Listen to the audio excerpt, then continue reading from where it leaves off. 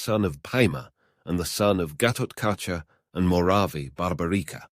It is fair to assume that the Mahabharat's battlefield saw the greatest of the great warriors of Dwapara Yuga. This is the story of a lesser-known warrior amongst the ones who have sacrificed their lives for Dharma to emerge victoriously. Not many people are aware that if this warrior had entered the battle, it could have marked the end of both sides, and he alone would have survived. However, the historical battlefield of the Mahabharat war had neither seen the face of this warrior nor his immense powers. Born in the family of such mighty warriors, Barbarika was a gifted child. In his teenage, Barbarika is said to have become the disciple of a yogi who acquired great powers. This yogi taught him all that he knew, and Barbarika soon became a mighty warrior, and defeating him was almost impossible. Further, his mother Ahilawati, also called Moravi, being a great warrior herself, taught him the art of warfare. Before the battle started, Lord Krishna asked everyone present here as to how long would it take for them to finish the war alone. To this, Barbarika answered that he could end the entire Kurukshetra war in a minute, where eminent figures like Bhisma, Dronacharya, Karna, and Arjuna, among the others, replied on an average that it would take them 24 days to complete the war, all by themselves. Such are the powers of this warrior, Barbarika. Throughout his childhood and teenage, Barbarika considered Lord Shiva as his ultimate guru, teacher, and remained a great devotee. He was then given 3 infallible arrows, teen ban, as a result of his skills as a warrior. While some tales narrate that Lord Shiva himself had given Barbarika these arrows, the others illustrate that Ashtadeva, 8 gods, gave him these 3 infallible arrows.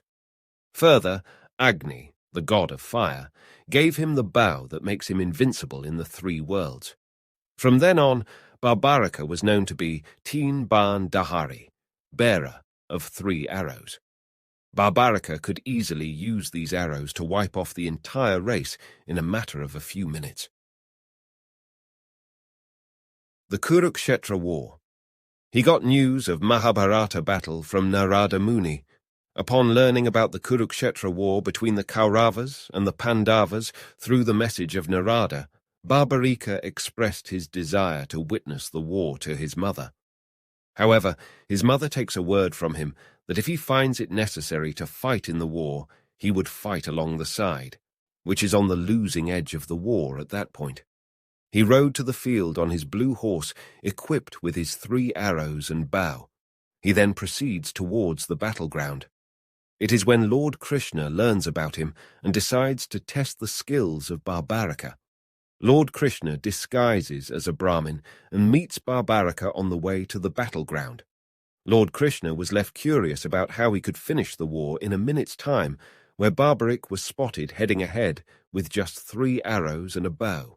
Also referred to as Yalamba, Barbarika then illustrates Krishna the power of those arrows and informs him about the boon that he acquired from Lord Agni. He further explains how these arrows cannot be destroyed, and add that at the end of the task, all the arrows would come to return to the quiver back again. He goes on to say the significance of each arrow. The first arrow was to identify all the objects on the field that are to be destroyed. The second arrow was to be used to identify the objects on the field that are to be saved. Lastly, the third arrow was to destroy the objects identified and marked by the first arrow, or destroy the objects not identified by the second arrow. Hearing this, Lord Krishna is amused and wanted to examine if the powers of the arrows are real. He asks Barbarika to bundle up all the leaves of the tree they were both standing under at that point in time. While Barbarika prepares to leave his first arrow, Krishna decides to trick him and hides one of the leaves under his feet. On releasing the arrow, it bundles up all the leaves and further starts revolving around Krishna's feet. To this, Barbarika answers that there must be a leaf under Krishna's feet, which turns out to be true. Soon, when Krishna lifts his leg, the last leaf is bundled and marked along with the others. In this instance, Krishna learns about the power of the arrows and that of Barbarika. Further, disguised Krishna asks Barbarik as to which side he wanted to fight along. He then replies that he wanted to fight for the Pandavas. He adds on saying he had two strong reasons to do so. One was that Bhim was his paternal grandfather. The second one was that, as per numbers, Pandavas had a smaller army and that they were relatively weaker than Kauravas at that point in time. So eventually he would join the Pandavas as they seemed to be on the weaker side. However, Lord Krishna thinks that it was risky if Barbarik joins the war even on the side of the Pandavas. He thinks how, at a certain point in time when Kauravas would get weaker than the Pandavas, and eventually Barbarik would start shifting sides in the war because of his word given to his mother. This would to a wash of the entire battlefield. If Barbarika fights alongside Kauravas against the Pandavas, then there is no way Pandavas can hide from these arrows, and their defeat is certain. Hence, Lord Krishna explains the paradox of the situation to Barbarika. He said that Kauravas had 11 Akshauhini army. An Akshauhini contains 21,870 elephants, 21,870 chariots, 65,610 horses, and 109,350 soldiers, and Pandavas had only 7 of them. In that case, Barbarik would start the war against the Kauravas, but after only a few moments he will take the side of the Kauravas against the Pandavas due to the magnificent power of his arrows. Barbarika then realizes his mistake, but it was too late for him to both take back his word or step back from the war. Krishna then asks Barbarik who his guru was. To this, Barbarika replies that his guru is one and only the almighty Lord Vishnu. Clearing his dilemma, Krishna, who is still disguised as the Brahmin, advises him to give his head as Guru Dakshina, donation to Guru. Hearing this, Barbarika was eager to know who the Brahmin was and asks him to reveal his true identity. Lord Krishna then showed Barbarika a vision of his divine form. Krishna now explained to him the reason behind his disguised identity and the consequence of his promise to his mother. He explained to Barbarika that before the battle, in order to worship the battlefield, the head of the bravest Kshatriya needs to be sacrificed. He adds that Dharma needs to win the war, and for that this battle needs a sacrifice from the bravest soldier. That sacrifice can only be given by Lord Barbarika himself. It is believed he was one of the only 2 warriors who has seen the divine form of Lord Krishna, the other one being Arjuna during the war itself. Barbarika then gets ready to sacrifice his head to his guru, none other than the Lord Vishnu himself, for the victory of Dharma over Adharma. He sacrifices his head in the presence of Lord Krishna on the 12th day of the Shukla Paksha, bright half, of the month of Falguna. Through the charity of his head, Barbarika from then was known to be Shish K. Dani, donor of head, Barbarika's previous birth. It was known that this sacrifice of Barbarik was a result of his actions in his previous life. Barbarika was a yaksha, a class of spirit beings or semi-divine beings, and are often protectors of treasures, in his previous birth. Once, Lord Brahma and other devas, gods, visit Vaikuntha and complain about the growing adharma, wrongness or evil, on the earth to Lord Vishnu. They add that it was not possible for them to bear with the wicked actions of humans anymore, and hence came to seek the help of Lord Vishnu to keep a check on them. Lord Vishnu told the Devas that he will soon be incarnated on earth as a human being and destroy all the evil forces. Then a Yaksha told the Devas that he alone is enough to kill all evil elements on the earth, and that it was not necessary for Lord Vishnu to descend to earth. On hearing this, Lord Brahma got offended and cursed this Yaksha, that whenever the time comes to eliminate all the evil forces on earth, then Lord Vishnu will first kill him. By this, he meant that Yaksha will not get a chance to wash away all the evil elements, as he will get killed by the incarnation of Lord Vishnu first.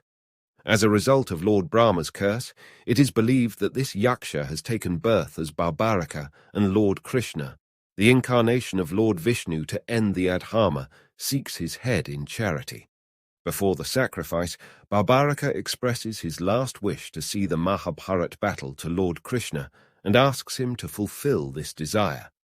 Upon receiving Krishna's agreement, Barbarika cuts his head off and gave it to Krishna. Lord Krishna kept his head alive and placed his head on top of a hill. From there, he could witness the entire battle through the special eyesight Lord Krishna had provided him.